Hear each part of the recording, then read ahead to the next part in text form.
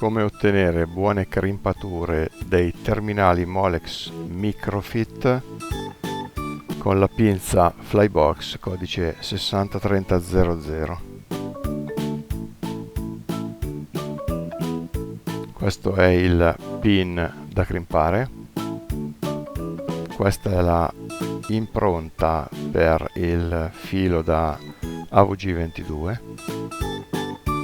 Questa è l'impronta per il filo AVG18. Spelare il filo per una lunghezza di circa 3 mm.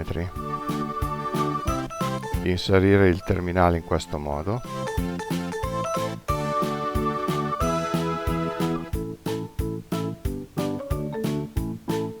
Fare attenzione a non schiacciare le due linguettine sulla parte posteriore della pinza. Inserire il filo e crimpare a fondo.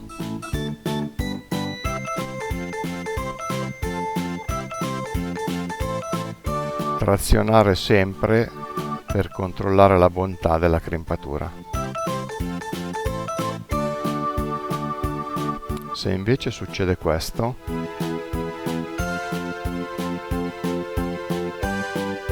sarà necessario ruotare la ghiera in direzione del segno più.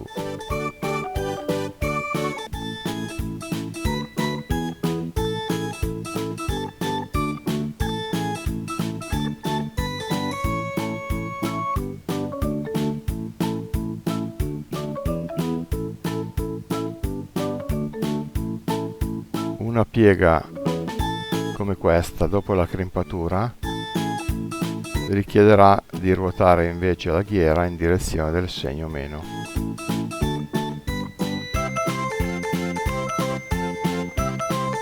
Inserire il pin con le alette verso l'alto nel connettore in questo modo. Dopo l'inserimento, tirare il filo per controllare la tenuta.